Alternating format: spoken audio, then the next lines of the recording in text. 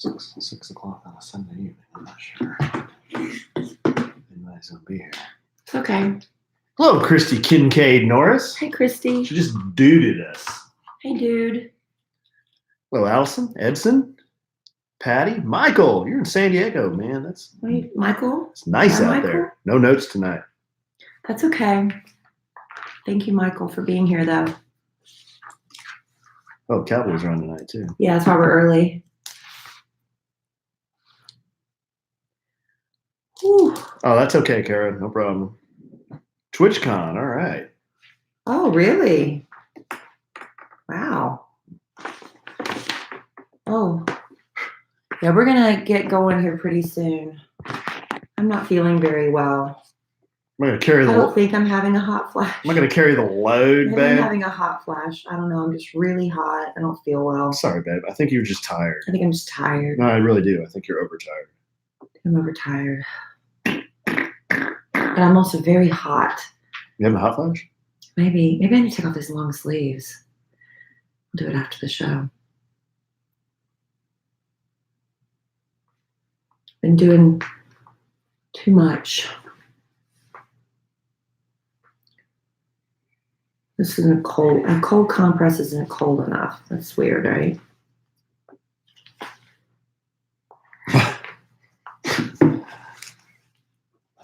You ready? Yeah. I can't remember if I've done this one before, but. We've done how many episodes? You've probably done it before. Put your phones off. Hello, Miss Vera. Come on, Chopler. All right. Tara? Whew. All right, ready? Yeah. Hold on. Okay. What? Mic check. Testing 1 2 1 2. Testing me. Testing you. Testing me. Testing you. Sweet Caroline. I'm on a completely different note. Dun, dun, dun, dun, dun, dun. Note was we were both on some wild note. Tara? Tara Nupsamass, please pick up the red courtesy phone. Tara Nupsamass, please pick up the red courtesy phone. Tara Upsamass. You're Nupsamass. yeah. Nupsamass. I don't think I've heard that one. I would love to actually Nupsamass. see if there are these last names in existence. There are. That's a real name. Tara Nupsamass. All right, hit the record button, honey. Ready? Mhm. Here we go. Welcome to another episode of the podcast called A Sandwich and Some Lovin'. I am Kelly Raspberry Evans, and this is my husband, Alan Evans. Hello, I'm Alan. Hey, Trey in the house. Credit for pausing for my husband to say his little thing. Say his little thing. Well, actually, it's not Happy Rosh Hashanah. It's, I looked it up, Shana Tova. If I said that wrong, I'm sorry. I'm trying to be nice to my Jewish friends. That's the beginning of their new year today, honey. I don't know what that is. Sundown, Sunday, Okay. till some point Tuesday. I don't remember. Oh. But yes, it's a 2-day celebration that begins the first day of Tishrei. And what is it the again? 7th month of the ecclesiastical year. Well, it's Rosh Hashanah. Oh, Rosh Hashanah. So, I knew that. so Shana Tova, all you Jewish people listening.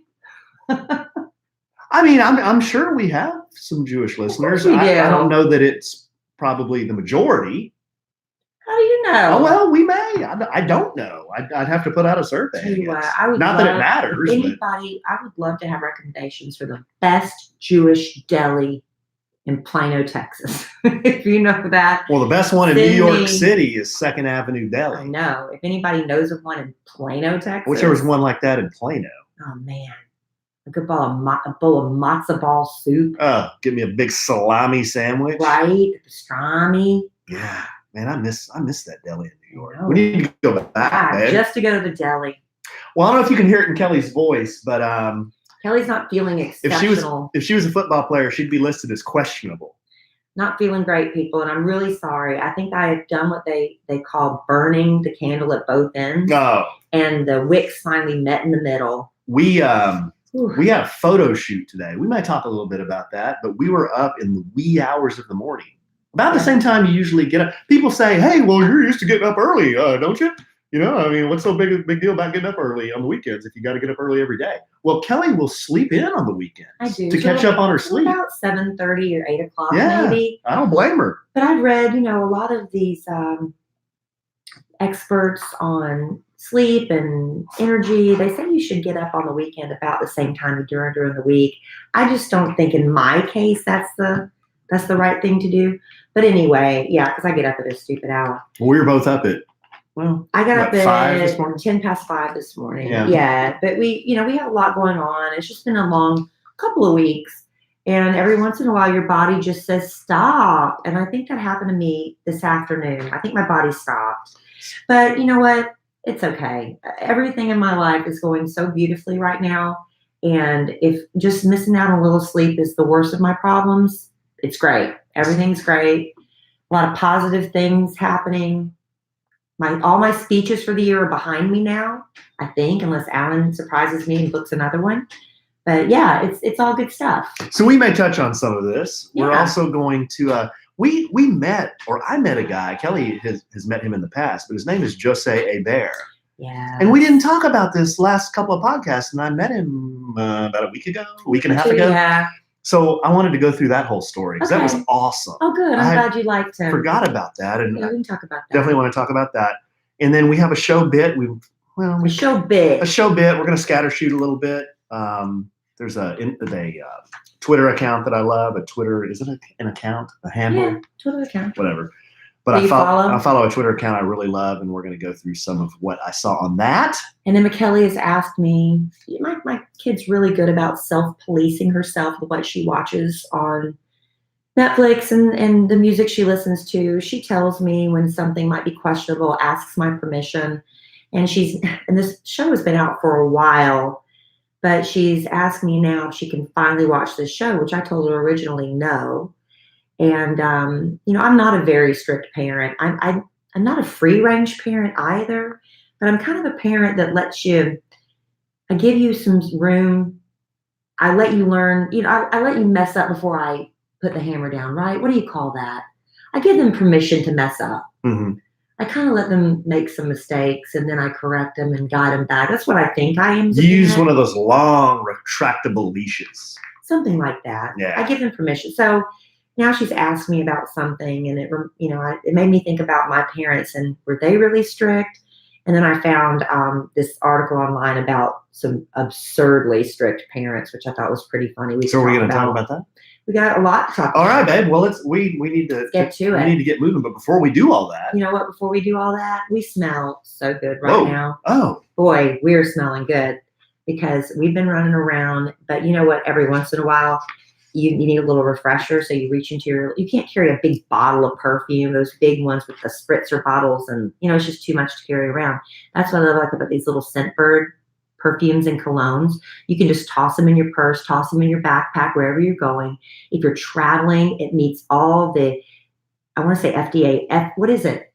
Is it FDA? What's the flying requirement? TSA. TSA. Where did FDA come from? The TSA requirements if you do and carry on. You can't carry a big bottle of perfume. You just throw your little Scentbird so you smell good wherever you travel. Scentbird is this wonderful subscription-based perfume and cologne company that sends you a scent you choose. They have more than 600 designer brands for you to choose from. Each month, they'll send you a 30-day supply of the one you choose. If you're not sure what you're looking for, you can find your new fragrance by brand, style, occasion, by season. I know in the winter, I want something a little bit heavier. In the spring and summer, you want something light and crisp. In the winter, you want something more rich and sexy and sultry. Scentbird has fragrances you can choose that way.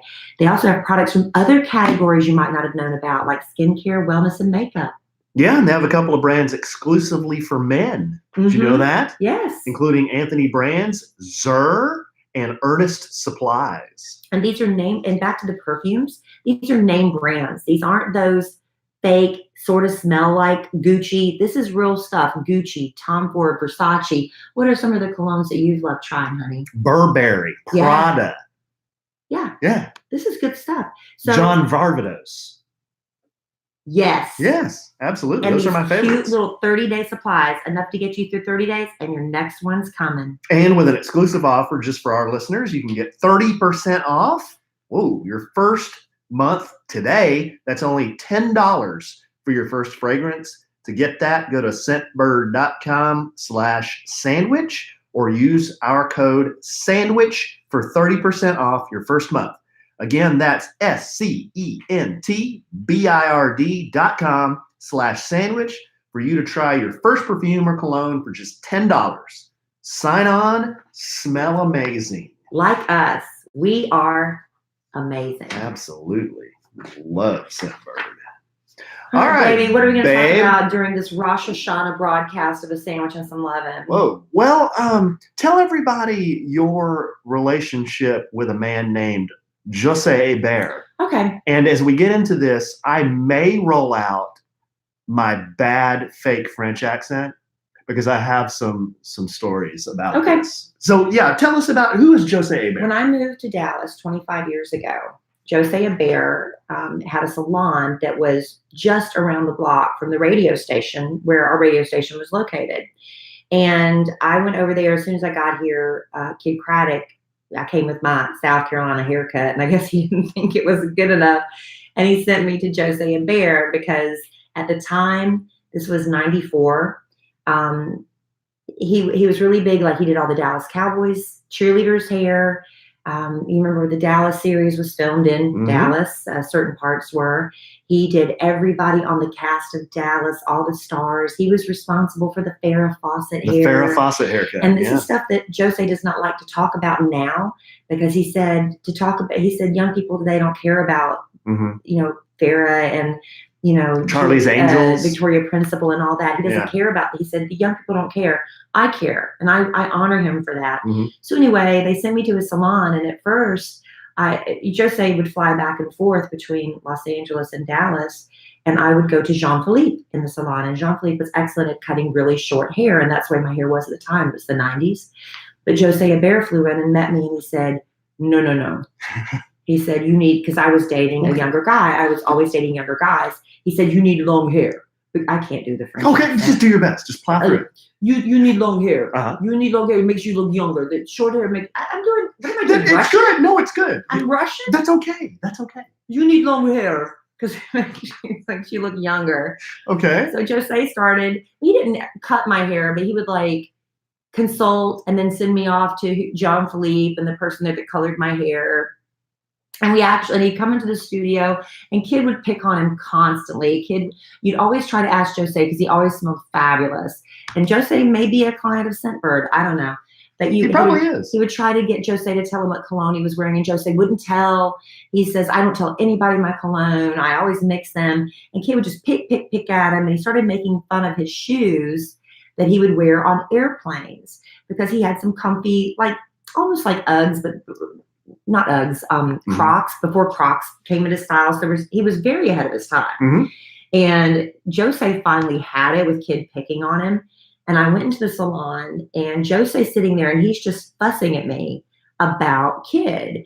And I looked at him, I said, Jose, stop fussing at me because you're not mad at me. You're mad at Kid. Jose never spoke to me again after that. Whoa. I guess he was in a bad mood, and it made him mad. So anyway, it's been 20 years and I haven't seen Jose. I haven't talked to him. And anyway, he came back to town to Plano, Texas, because where we live. This new man, Alban, is a good friend of Jose's, and he's opened a new Jose Bear salon. They were having a grand opening, and they invited me to go. And I was like, oh, I'm nervous. I don't know if Jose does not remember this story at all. I remember, because I remember when I upset celebrities. So anyway, they invited us to go, but we were out of town and couldn't go to the grand opening party. But they brought Jose Bear by the radio station the next day. He walked in.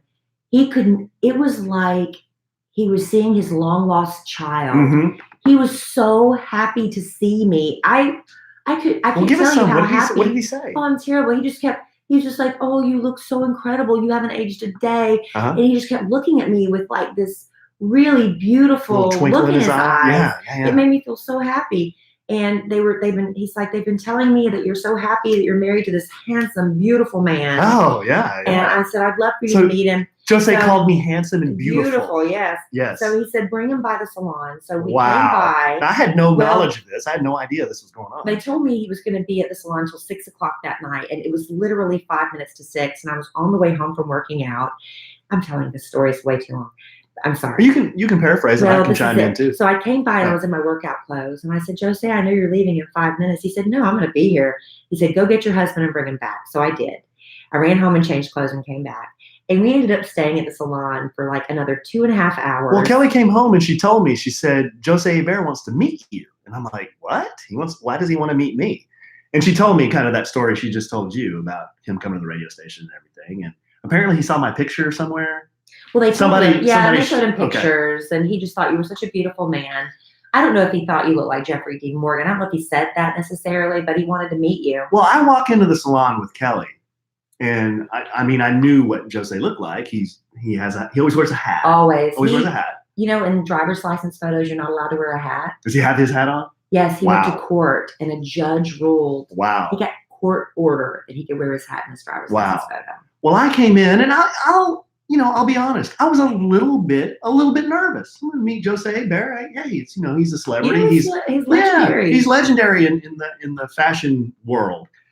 And I go in, and he came over to me and just said hello, and couldn't have been a nicer guy. Yeah. And I think I was telling Kelly this, or I was telling somebody this, that one thing I noticed about Jose, and Kelly said, we hung out with him that whole night at the salon, and went to dinner afterwards, is if you're talking to Jose, it's like you're the only person on the planet. He's really good. And everything that you're saying is the most interesting thing he's ever heard. I've heard that about, politicians too, like Bill Clinton. They say the same thing about him. That is a talent. If you can lock eyes with someone and you just focus on them, and no matter who's coming by, because if you're looking off, it's like you're looking for the next person that's more interesting or something. That's a beautiful thing. You feel very important. No, he made me feel like really good. And then I got to thinking, well, this is part of the reason why he's a legend in this field, because he's in the business of working with people, making everything he touches look better, giving people confidence. And that's probably why. Part of it is he's just so engaging with people, and he just listens, Yeah, and I love him. It was just really cool. It was nice to reconnect. We've texted a couple times. He's going to send me some pictures and stuff. We're maybe going to go out to LA, possibly in February. Well, yeah. Did I tell you about the February trip to LA? We were talking about it. I'll tell you later. But we might go to LA. And he's like, I want to take you to dinner. I want to take you to lunch. So it was really nice to reconnect with Jose. But here's the quandary I had. Yeah. So, and a lot of you, this probably has happened to a lot of our listeners. Okay. So I go in the salon and we're talking to Jose, and he's got a few clients in there. And then Alban. Alban is the man who's now running Jose's salon. It's his salon, Alban. And Alban is also French, and Alban has cut Kelly's hair before. Yes. Correct? That's great. Yeah. Okay. So I might have mentioned this on other podcasts, but I've had one person since I've moved to Dallas cut my hair, and her name's Connie. And I moved to Dallas in 1993. I met Connie like the month I moved here. She's the only person that's touched my head and cut my hair every 3 weeks for the last, well, how many years is that? I don't know what that is. It's over 30 years. It's a long time, or 25 years. Yeah. So I'm just sitting in the salon, and Alban comes up to me, and he's just kind of looking at me, and he goes, what's kind of well, I asked him to look at. Kelly wanted. I'm the one. Alban, he would never say any, not forcing anything. No, your hair it wasn't like that. No, I said Alan's been having he wants to get more lift in his hair. More lift. Do you have any suggestions for him? Yeah, so Alban said, you want to sit in the seat? And I'm like, sure. So I'm just sitting in the seat, and I'm just thinking he's going to do a consultation. So he starts touching my hair and kind of messing with it, and he said, so what's the issue? And I said, well, Alban, it's flat. Like I can't get any lift. And then he starts touching it, and he said, your hair is like, it's very sticky. It's like, it's, what kind of product do you use? And I said, well, it's blue. And he said, oh yeah. It's like cement. And I'm like, it's like what? Cement. Cement. Yeah, it's like cement. The product is like cement. Did he get angry? Yeah. And turn German on you? A little bit. I told you my French accent isn't that good. We're horrible. So he said, it's like cement. And I said, well, I probably used too much. And then he also said, he starts feeling my hair. And he said, your hair in the front is less density than there is on the top. Yeah, you're losing your hair. Huh? Less density. And I'm like, less density? And he said, this is thin. It's thin in the front, more thin in the front than it is on the top. And I'm like, oh no. Yeah. Yeah, he wasn't being mean about it. No, he's just telling you what the problem He was just telling me I had thinner hair in the front than I do on the top. And there's a way to cut it to make it do what you want. Yeah, so now I start to panic. I'm like, really? Oh no, now what am I hair going to do? transplant? Well, and then you guys start talking about serum, some kind of serum that makes your hair grow back. And then he then said, do you want me to wash it and get all this product out? And then you want to come sit in the chair and I'll kind of maybe mess with it a little bit. And then I'm kind of panicking because I've only had Connie touch my hair. So I'm just like, yeah, okay. So then he leads me over into this really nice like thing you lean back in and they wash your hair. That really nice. He went to Italy. He went to Italy to buy it. He was telling me he bought this thing in Italy. There's something with salons that have those really uncomfortable shampoo bowls. I hate it. I mean, oh, it hurts so bad on your neck, but they went to Italy to get these shampoo bowls. Yeah. So then he washes my hair. Then he takes me over into the chair and sets me down. And then he calls Jose over in French. Jose, sorry. He calls Jose over in French. And then the two of them are looking at my hair and he's touching my hair and kind of pulling it up. And they're going back and forth in French. And I'm like, I have no idea what's going on right now. Probably thinking they're thinking I'm dying. You're right, right. But what happened is Alban said he asked Jose. Sorry, I always think of French. I know, but I always think of Jose Chavez. I had mentioned to Alban, hey, do you think I should ever like color my hair? Look how much gray I have in my hair. So he was asking Jose if I should color my hair. And Jose said no. Jose said no. Good. No. I don't like it. He said just roll with the salt and pepper. It works for you. It does. And if Jose Abair says salt and pepper works for me, then I'm going with salt and pepper. Your wife says that doesn't count. Jose says that. Well, that's a professional. No, it carries weight if you say it. But Jose says that it carries more weight. He's famous. It carries some weight, yeah. So Alban cut my hair. He did a good job. He did a good job, and he gave me more lift, and he showed me how to like. I never knew how to like really style it or anything. Like I'd always just kind of run my fingers through it. But he showed me how to like blow dry it a certain way, and it looked really good. Good, honey. And then it was a good experience. But he said use less this product. Less cement. It's like cement. Don't use less of the cement. Yeah, your hair does get really stiff sometimes, but it's just because you keep adding more, trying to get that lift, and then it goes flat. Because it gets too heavy. Right. And it's already heavy as it is. Like my hair, even though I'm got less density in the front, it's still thick. Yeah. I'm getting less density too. You have less density on the sides, right? Yeah. I went someplace. I'm going to try to. They're giving me a serum and it's going to hopefully grow my hair back that I've lost on my temples because I go gray and my hair's getting thin. So when it gets gray and it's so thin, I look bald. So anyway, it's a serum that I'm supposed to use every day for the rest of my life. And they were like, if you can't do it, I said, well, I brush my teeth every day. So if I can remember to brush my teeth and do the serum, I can do it every day for the rest of my life. So we're going to see. They said it takes months for it to notice. I'll let you know if it works, people. Should I use some of that serum? Yeah, you have to go get tested. I mean, you have to go in for an appointment first, though. So is it prescription?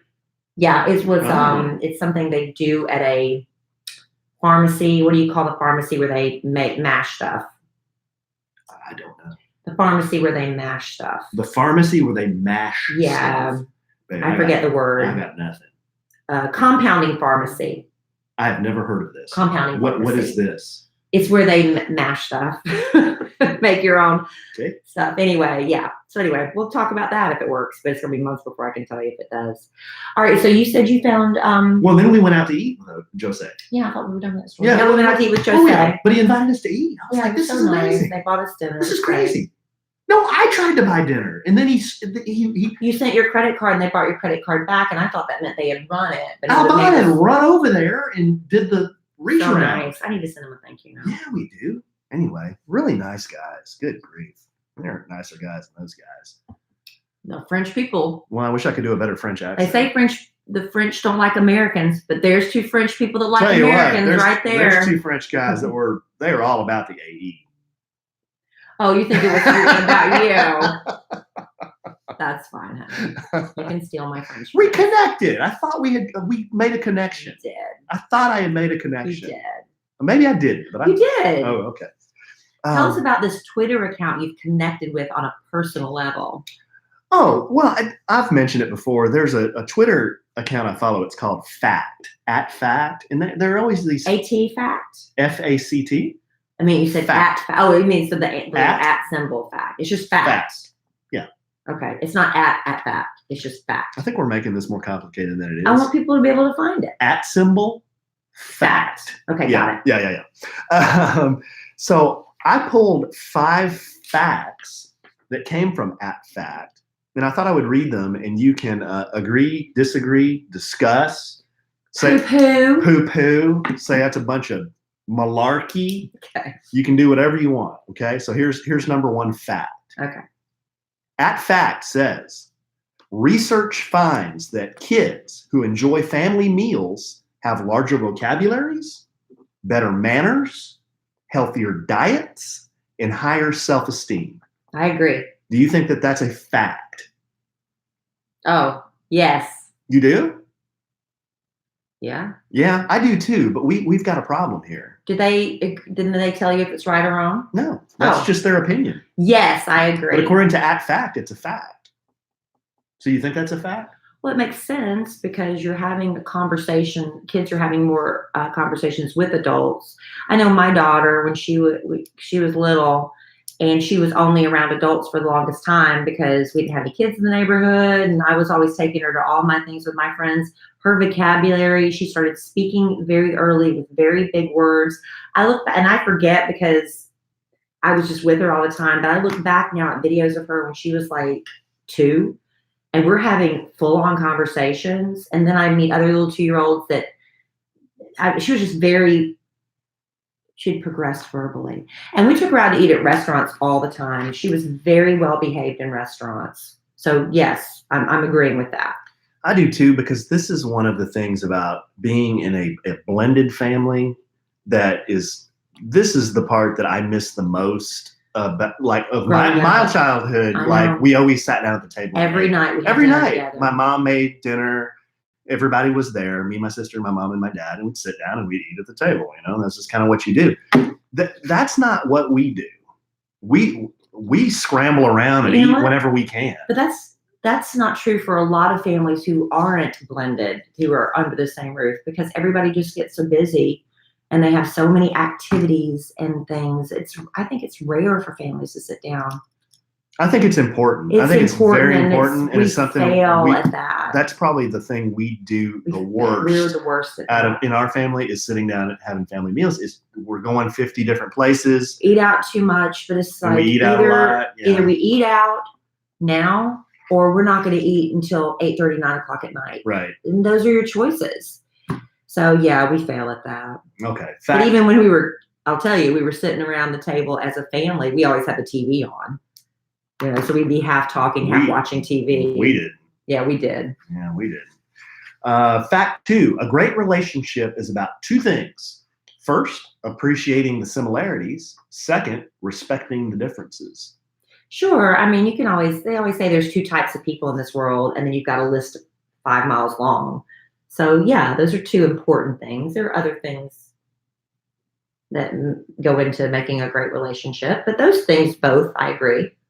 It's cliche, but the older I get, the more I truly believe that, you know, it's easy to get along when everything's great, but when things aren't quite the way you think that they should be, like how do you react to your spouse if they're not, you know, that you don't see eye to eye, you're having a rough patch, and they're their worst, and that's it. Yeah, how do you respect the differences there? Well, if you listen to your marriage vows, and I don't think people really take that for better or worse. I don't think they really think about that worst part.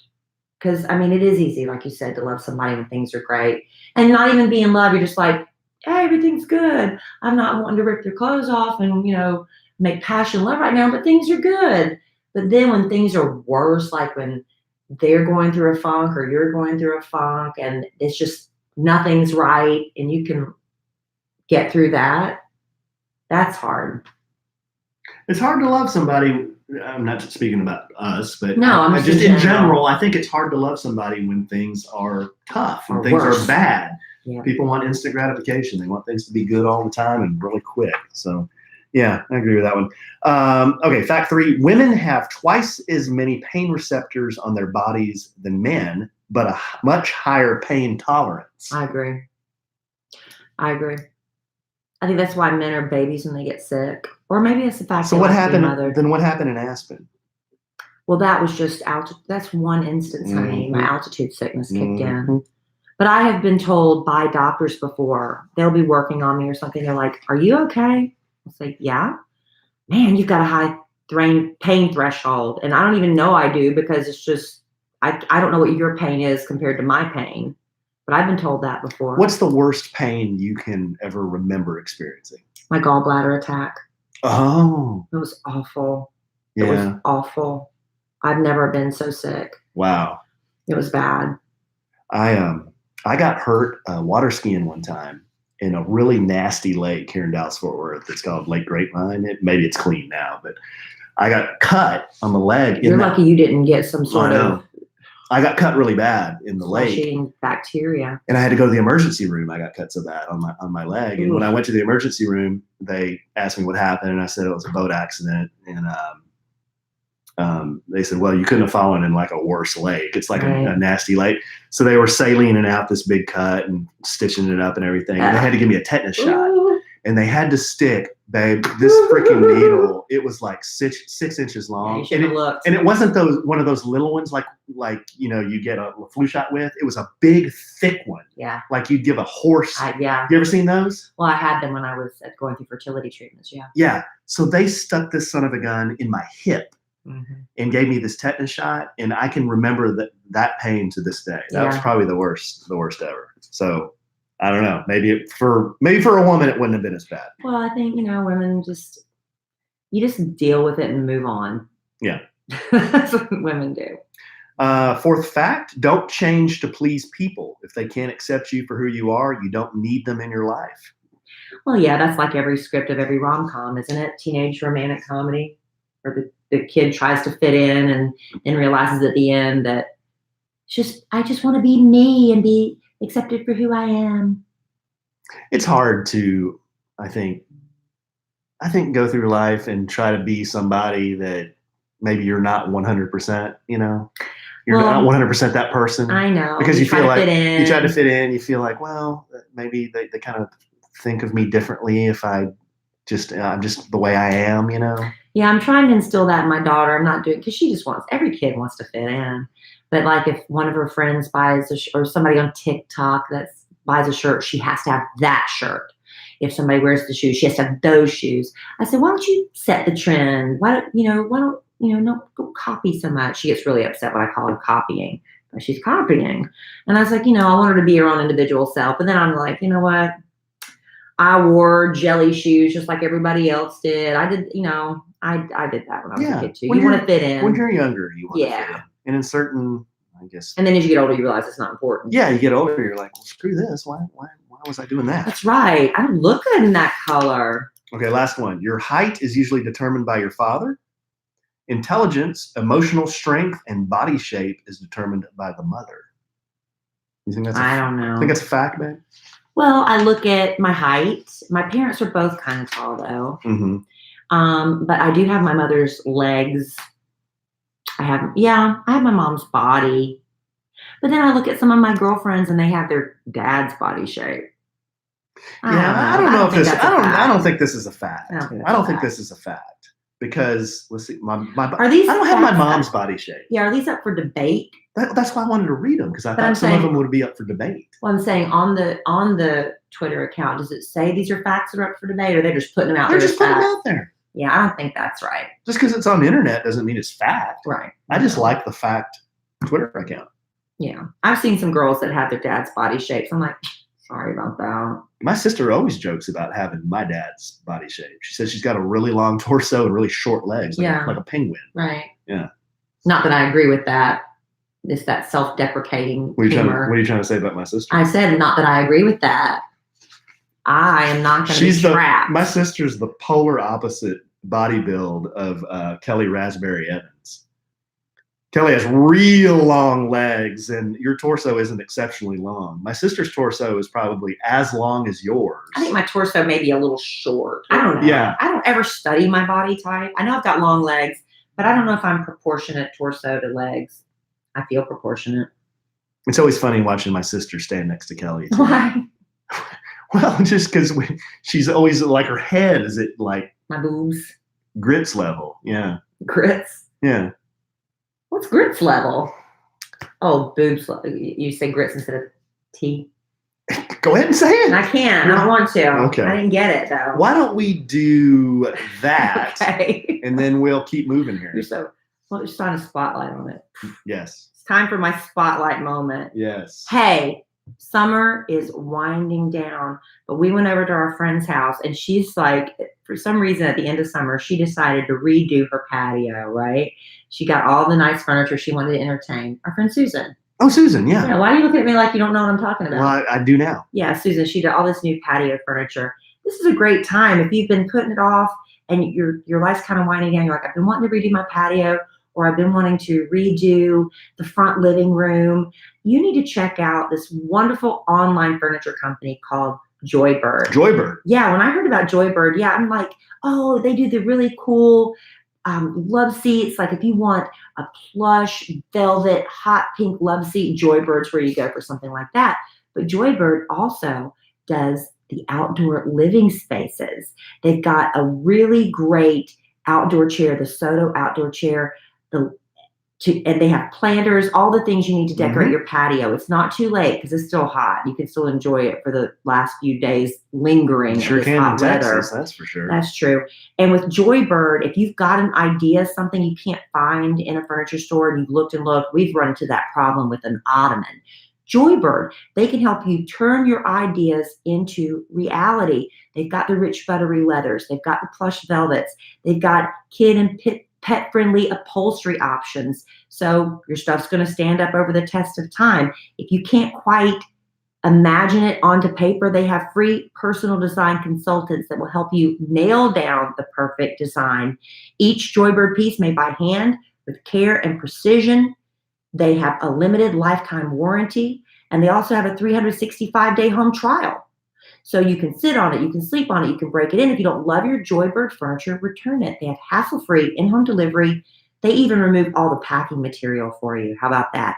And free returns within 2 weeks of delivery. See how Joybird can help you design your dream space and make furniture your own at joybird.com/883. Easy to remember, babe. Create the furniture that brings you joy today at joybird.com/883. Go to joybird.com/883 and receive an exclusive offer for 25% off your first order by using the code 883. Thank you, darling. Thank you, Joybird. So today, Emma Kelly and I spent a lot of quality mother-daughter time together. It was really, it started off rocky. My daughter doesn't like to wake up early, and she is very grumpy, but we got past that, and we actually started having fun. And believe it or not, she's 13. It teeters, almost 13.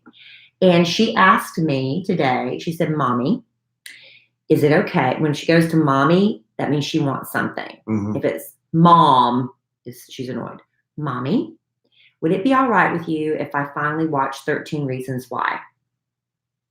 Do you remember 13 Reasons Why on Netflix? No. 13 Reasons Why is about this girl who commits suicide. Oh, gosh. Right. Why are we doing this? Exactly. Why are we doing what? Why does she want to watch that? Because probably all of her friends have seen it, and she's curious. Selena Gomez produced it thinking, because there were so many kids committing suicide in high schools and things that are being bullied and things. She presented it as a way to hopefully start the conversation and stop teenagers from committing suicide. But a lot of parents like myself were afraid that it would romanticize the idea of suicide for kids. And I didn't want her seeing that. I was like, I don't want you seeing it. But it's now in season 3 or something. And she asked me if she could finally watch it. And I was like, I don't know, McKelly, I still haven't given her a definitive answer. But see, here's the thing. Maybe we should watch it. That's the thing. I don't want to watch it. That's what I was about to say. There's a lot of things like as a parent, if they want to go see a certain movie, like they want to go see Rambo. I don't know. I'm just throwing that out there because Rambo's in the movie right now. Whoa. Rambo's got a movie out right now. What they do? Prop Sylvester Stallone? Did you not know stick that? a yardstick up his back and Exactly. prop him up? That's why it came to mind. They've got a Rambo. Good. But I would say, oh, I kind of want to go see Rambo, so I'll go see it first and then decide for you. This is a show I don't want to watch. I don't want to watch 13 Reasons Why and then let her watch it. So that just made me think about when I was a kid and the things my parents wouldn't let me watch when I was a kid. Do you know my parents would not let me go see Grease? Grease with John Travolta and Olivia Newton-John. Everybody saw that movie, but Kelly Raspberry. Do you know why? Because somebody told my parents they showed butts in that movie. Well, everybody's got a butt. I don't see what the big deal is. That was like the most taboo movie for me. Seeing a butt? The movie was taboo for me. So when I finally got to see it and it came time for this big climactic butt scene, I was like, that was it? Yeah, it's just a crack. It was a quick moon scene. I mean, who hadn't seen an ass crack? That's the reason my parents wouldn't let me see Grease. My parents didn't care if I watched Grease, but I didn't watch it. You know why? Because I don't like musicals. Out. Well, it was more than a musical. Grease is more than a musical? It's more than a musical. I haven't seen music in it, but it's more than a musical. You've never seen Grease? Here, I'll throw this out. And you can send any of your email to podcast@kellyanallen.com. I've never seen Grease. Never seen all of Grease. Seen parts of Grease. Never seen the whole thing. Will you watch it with me? I mean, if you really want me to. I'd like to. I love that movie. Is John Travolta's in it, right? Yeah, John Travolta, Lovin and John. All right. And you know, another show my parents wouldn't let me watch is this TV shows. My parents wouldn't let me watch Three's Company because it was a man living with two women. And one of the men was pretending to be gay so he could live in this apartment because they were, he was trying to share rent. But my parents would not let me watch Three's Company because they were afraid it was promoting people living together. Now, I do remember Three's Company as a kid, and I don't think my parents would encourage me to watch that one because it had some lewd undertones. It did. It had lots of lewd adult humor. Now, my friend, his parents wouldn't let him watch Bewitched because it was about witchcraft. Oh my gosh. We had some strict parents. There couldn't be a more harmless show than Bewitched. Right. It wasn't allowed to watch Bewitched. And the only other thing I was trying to think of how strict my parents weren't that strict. But my mom, one day when I was in first grade, I remember I came home, my neighbor across the street, Denise Brown, she said the word fart. Let me tell you how hard it was for me to say that word just now. Who said fart? Denise Brown, my friend Denise Brown. And I came home and I said it. And I'll vividly remember standing with my mother. She put her finger in my face, an inch from my nose, and said, I don't want to ever hear that word come out of your mouth again. To me, that was the F word. And I just saying that just now, so you know what I was talking about, I felt horrible. It's so ironic. I hate that word. I hate it. It's so ironic that you married a man who uses that word almost every day. Use it all the time. And I would correct my daughter. I would correct, but I don't use that word every day. It's not a curse word. It's not even, to some people, a vulgar word. But for me, when certain people in my life find out I don't like a word, they tend to use it more. Not me. Not me. Gal. Oh. You find excuses to use gal. That's a podcast bit. I don't use that in real life. But with the F word, I know certain people in my life that try to stick it to me, and they use that word a lot in front of me. What are you supposed to say? What's the alternative? No, I'm saying they use it. I say, step on a frog. That's what we used to say. Who stepped on a frog? Who, people say cut the cheese. Who tooted? Is there a duck in here? Tooted. East Texas tooted, barking spider? Tooted, passed gas, but the F broke word, wind? Anything. Flatulated? That is a word for me I despise. Floated in an air biscuit? I'm just telling you. Blew ass? See, now you're getting rude. Well, I don't know what I'm supposed to say. What am I supposed to say? I just told you. Tooted, pooted, step on a frog. All right, so step on a frog. Every once in a while, I get stuff sent to me, and what's wrong with that? It's just so funny. Reddit is a really interesting website. If you ever want to kill time, and it's got like Reddit users go on there and they just, I don't know, it's just really interesting stuff. But they were asking some of their users about the really strict rules their parents had for them. Do you remember any really strict rules your parents had for you growing up? They were like a little unreasonable now looking back. Yeah, I mean, at the time I didn't understand why, but now I kind of realize why. There was one like during the summers when I was like 9, 10, 11, 12, you know, kind of that in-between age where you can stay at home by yourself, but you know, somebody should come check on you maybe every 4 hours or 6 hours. They would tell me no friends over at the house when you're here by yourself. Right. And I was like, well, why? What's the big deal? And I think one time a friend came over, or I asked a friend to come over, and we were just, I don't know, playing Legos or shooting ray guns in the backyard, or the little cowboy guns or whatever. And my dad came home, and he was not happy that I went against his rule there. Did you get in trouble? Yeah, oh yeah. I got in big trouble. Yeah. I was a good kid, so I didn't really have a lot of rules like that. We were very good kids, but. Well, I was a good kid too, but you know. Yeah, you had rules. I had rules. So here's just some of the examples that they're anonymous that write in. Speaking of TV shows, one said, I had to write essays on TV shows that I wanted to watch in order to have them unblocked by parental controls. I remember writing a riveting piece on the educational and cultural benefit of Disney's That's So Raven. Also, I wasn't allowed to watch PG-13 movies even after turning 13. Wow. So they had to write an essay on why I want to watch this TV show and why I think it would give me some benefit. I thought that's actually kind of smart. I mean, how much of a whipping is that? I know, but it makes you it teaches you the art of persuasion. That's actually something you can use later in life. Let me tell you something. I bet those parents are a barrel of monkeys. Wait, it gets worse. I started easy. One said I could watch Fairly Odd Parents, but not Wizards of Waverly Place because it featured magic. What's wrong with magic?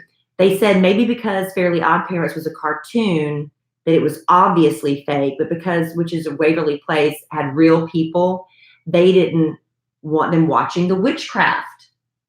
That always gets me when I've done magic in the past and someone they start saying you're the devil. Yeah, you're the devil. Why would you say I'm the devil? You're the devil. I just did a card trick. Why am I the devil? Look at you being all offended. Okay. One person said I wasn't allowed to say I died on Mario. I had to say I lost one of my chances to succeed. Oh my gosh. We weren't allowed to say I hate you because I think somewhere in the Bible it said hating someone was like wanting to murder them. So we weren't allowed to say I hate you. Well, I don't like that word either. I know, but that's what they say because hating was akin to murder. Yeah. So they weren't allowed to say I died. I guess the parents don't like that. They had to say I lost one of my chances to succeed. Another said they were not allowed to watch Pokemon because it taught evolution. Wow. Obviously, a lot of these are very laughing. religious parents. Yeah. Does Pokemon teach evolution? I never watched Pokemon. They just look like a bunch of silly characters to me. Now we're getting away from TV shows. I wasn't allowed to cross any streets until middle school, so all my best friends were the ones who lived on the same block as me. Wow. They must have lived on a really busy it's like street. a goldfish in or a you're bowl. afraid your kid will be kidnapped. A lot of, I think, parents' paranoia passes on to their kids. Oh, absolutely it does. Yeah. For every minute I was late coming in from curfew, I got grounded a week. For every minute, grounded 1 week. They said, I once spent 10 weeks grounded because of a sobriety checkpoint. So they got stopped by police, but it made them 10 minutes late. A week for every minute past curfew. That's severe. I never got grounded. Like, to me, that's like you're banished to your room without any privileges. Kind of no phone. Kind of like jail. But my parents never did that. Yeah, take away advice. I was a good kid. I didn't do a bunch of stupid crap. You're going to love this one. We could not listen to music with guitars in it. Yeah.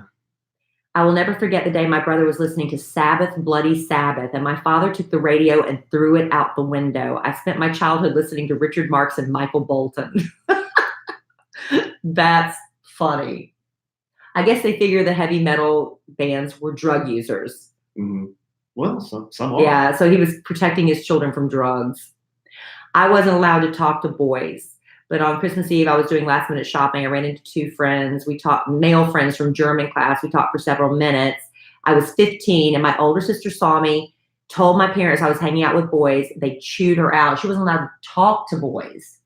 That's a little severe. Well, that'll really have an effect on your development. Right. Yeah. I don't think that's healthy. I don't know that that's healthy. Yeah. Skip this one. This is bad. This is bad. This is abusive. Okay. I was not allowed to use public restrooms. I, quote, ruined our trip to Disney because of how many times we had to go back to the hotel when I was 6. That's awful. I quite honestly had accidents when I was far too old to do so because my parents had my teachers reporting bathroom use to them too. There was no place I could safely use the restroom other than home without getting into trouble. That's OCD, germophobic parents that can ruin a child. She said, I finally got to use public restrooms without punishment when I got to college. I got pretty good at hiding restroom use in high school because high school teachers refused to report it to parents. But she said, why didn't any of these teachers spot the abuse and report it? She had to hold her pee all day and go home in elementary school. That's awful. That's weird. When I was in first grade, I had a writing homework assignment. My dad used to be weird about me erasing because he wanted me to do it right the first time. I ended up erasing a lot on this homework, so my dad took the paper from me, ripped it in half, and told me to start over. But it turned out it was the last sheet of paper in the entire house. I don't remember why, but for some reason we couldn't go buy more paper that night. So ironically, I ended up having to completely erase an old homework assignment to have a sheet of paper so I could start over. So the dad just didn't like the kid. Didn't like erasing.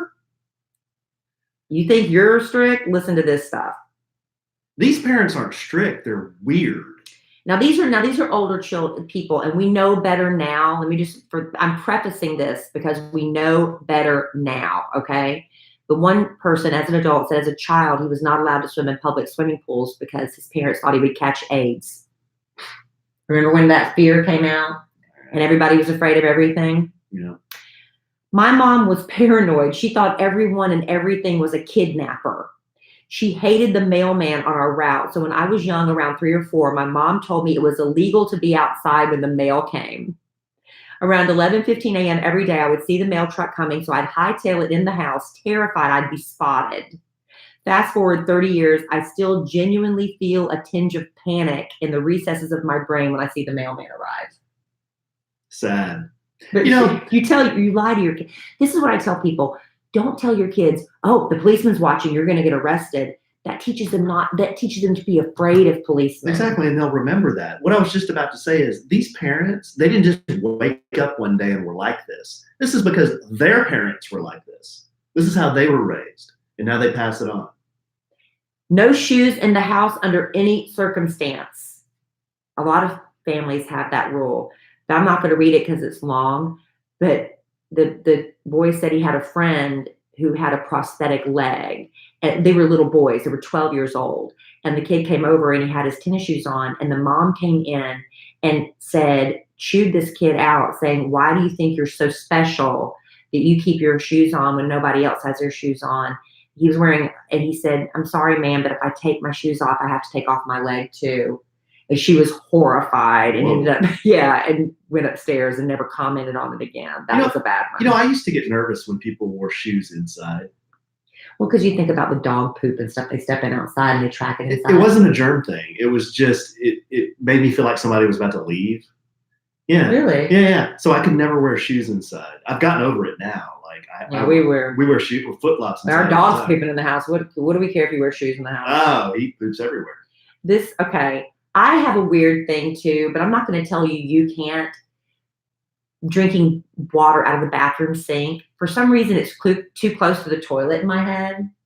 I have had to force myself sometimes drink water out of the sink. I'm like, I'm not running all the way to the kitchen just to get a little water to take this pill.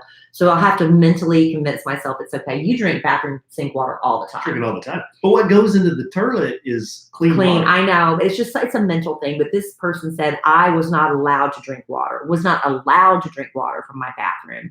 She said my bathroom genuinely had colder water and the best water in the house. My mom would get suspicious when I'd leave to go to my bathroom for a few seconds. I don't know what she possibly thought I was doing, but no more bathroom water. Was not allowed to drink it. That's crazy. Here's the danger of too much, making your kid go to church too much. This person, I attended church 3 times on Sunday, 9 a.m., 11 a.m., and 7 p.m. I did the same thing. That's holy. Sunday school, Sunday morning church, Sunday night service. But I also went Wednesday night, prayer meeting, Thursday night visitation, Friday night we had youth activity. Good. I went to the church-run Christian school. But this person said, same thing. Sunday 3 times a day, every Sunday, followed by Bible study Tuesday nights, youth group Friday nights. I can count on one hand the times I missed attending from birth until I moved out at 17, and I haven't been back since. Yeah. You can force your kids to go, but sometimes it kind of backfires. My dad. It either backfires or they force all their kids to go. What? I said it either backfires or then they grow up and force all their kids to do the same schedule. Exactly. Right. Let's see. Let me just do one more because these are getting old now. Okay, this is weird. This is weird. I wanted to choose the best one because I want to end it.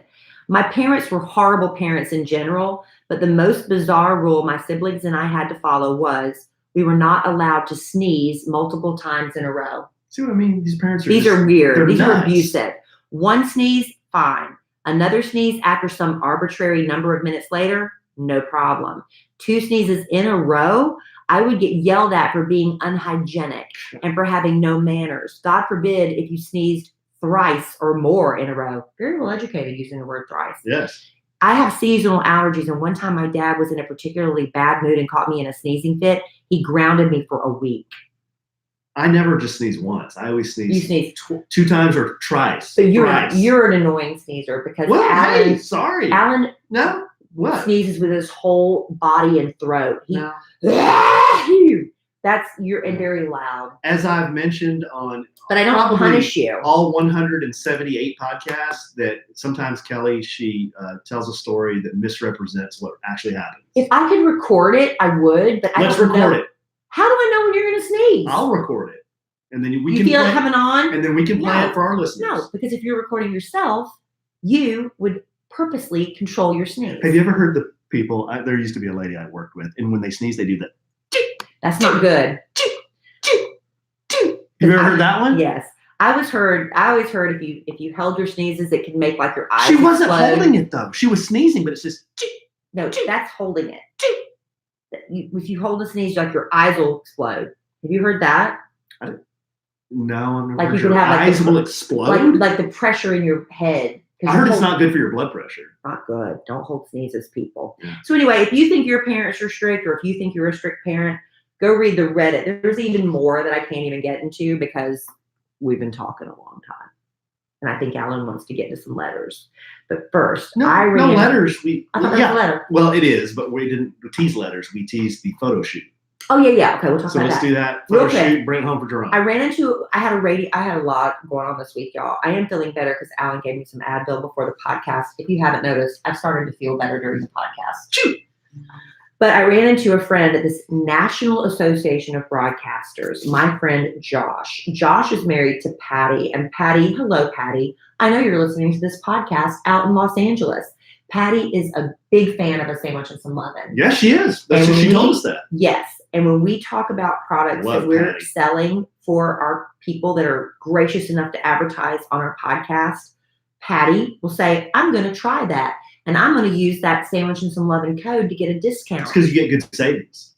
Patty works for a medical office, a doctor's office, and she has to wear scrubs to work. And she heard us talking about figs and decided to give them a try. Apparently, figs are all the rage in all the most stylish doctor's offices. That's what we hear.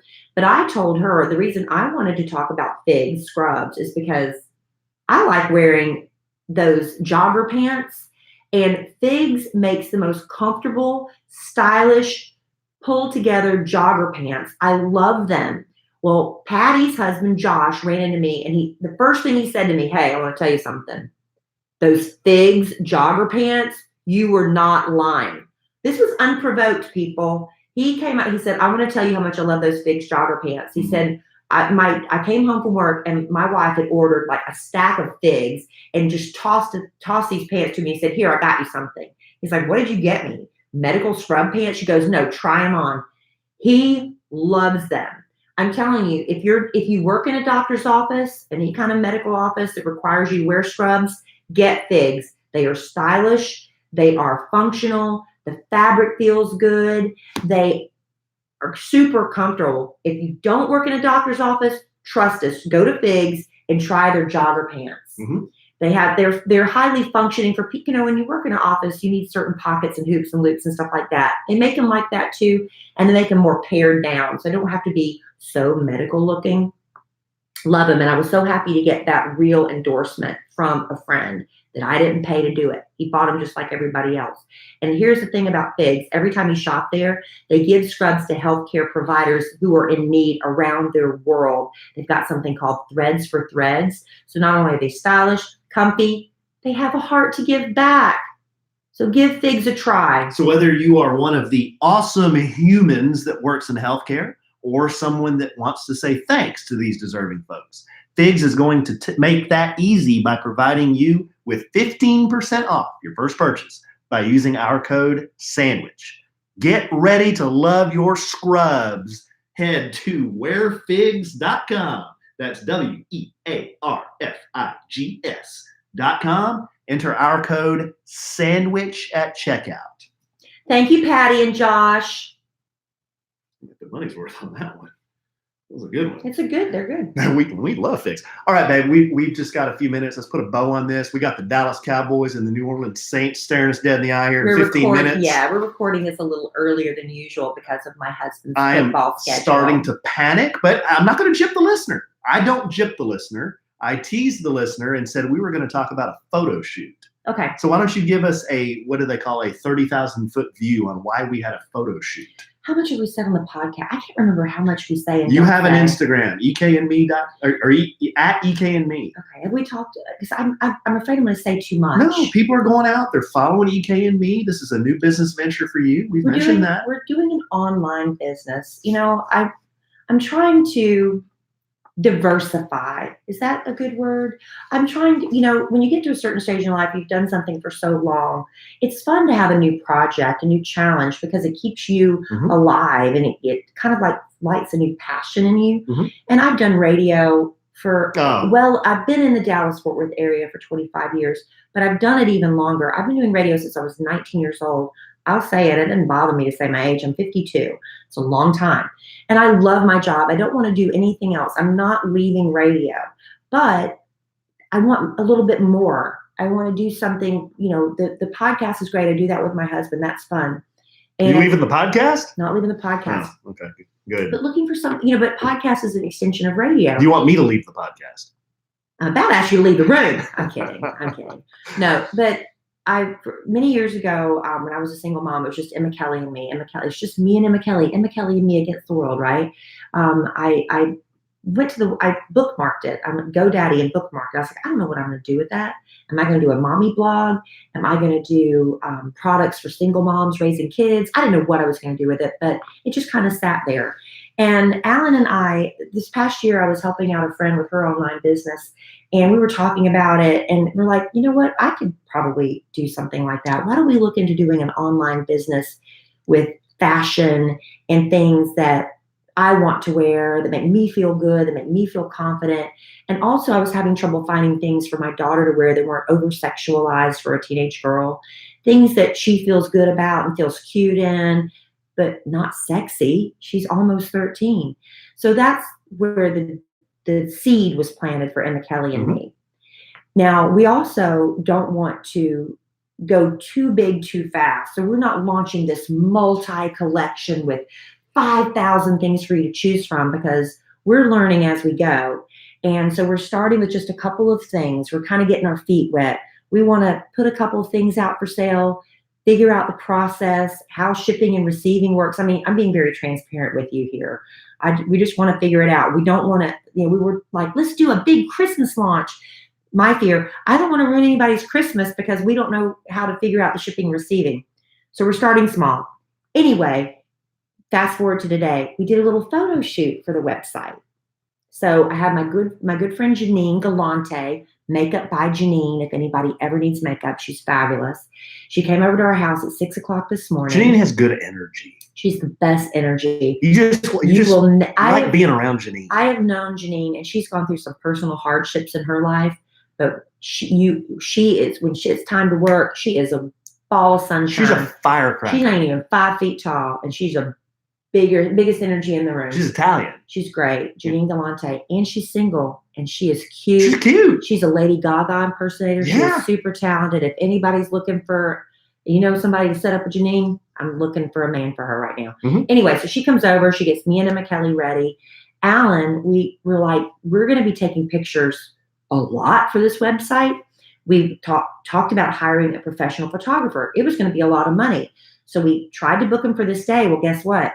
He wasn't available. So Alan and I talked about it. It was like, let's bite the bullet. Let's buy a really nice camera. And Alan has spent the past 2 weeks teaching himself how to be a photographer, because as we've learned, it's more than just having a really expensive camera. It's not easy. Yeah. It's part art, part science, like a lot of things. It's like if you gave a canvas and a paintbrush to a person, and if they had the best canvas and the best paints and the best paintbrush, well, they still got to know how to paint, right? Right. It's the same with a photographer. I mean, you can have a really kick-ass camera, but you still got to know how to frame the shot, how to, the lighting, the lighting, the shutter speed is huge. Yeah, and I've learned about aperture, I don't know what aperture means. The shutter speed, the ISO, the exposure, and I've been kind of training myself up on how to do this because we got a launch here in mid-October. And Alan has worked so hard, and I don't think a lot of people will realize that, but he would go out and scout locations and go out there and take test shots because he wanted to make sure it was all perfect for when we hit the ground running today. So he's been doing that. So we went out to this local shopping center, and we were so afraid security was going to kick us out. We didn't know the rules, and we have a videographer there, Jay, who's also really great. So we wanted some behind the scene footage. It was just, we were in and out. We had a time schedule. We came in under time. It was fun, wasn't it? It was fun. And McKelly did great. It took a minute for Emma Kelly to get warmed up. But when she warmed up, she was great. Yeah. Because she's embarrassed. I don't want people looking at me. She's embarrassed. But what'd you think of your wife's modeling skills? Oh, babe.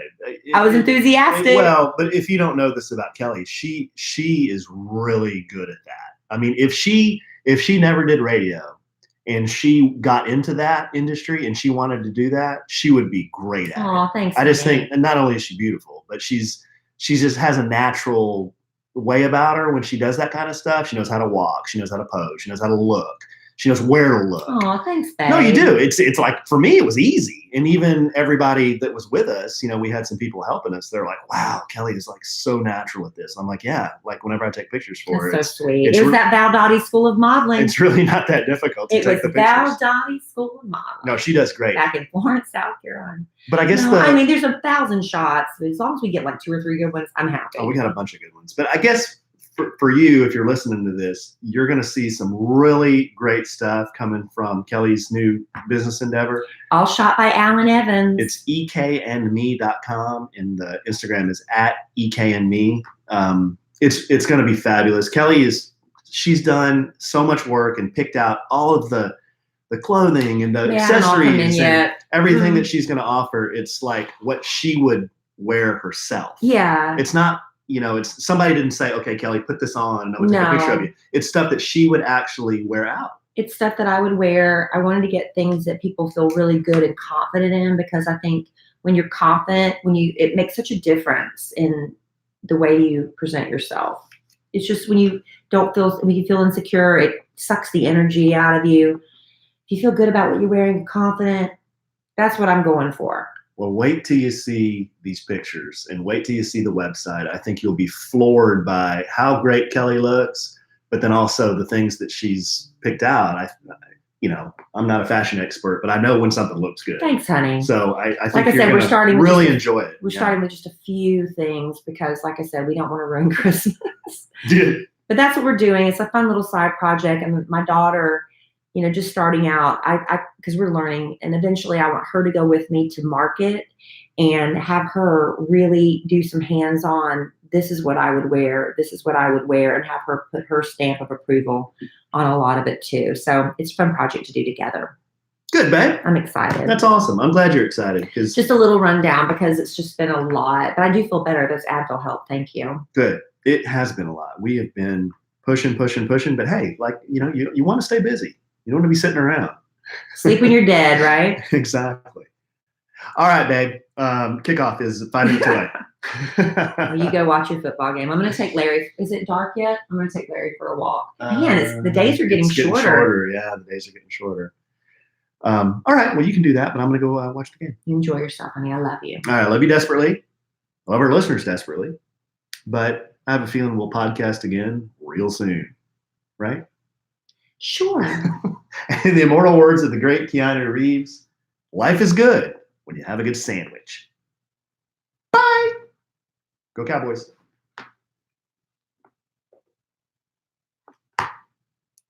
Cowboys. Thank you, Tammy. All right. Thank y'all for tuning in. I do feel, man, when this podcast started, I was feeling sick as a dog, but I feel better. What are we doing for dinner? I don't know. I'll see what we have. I can't believe it's already 7:30. I don't know where the day went. I know. I'll figure something out. All right, guys. Love you guys. Thank you. Thanks for hanging out.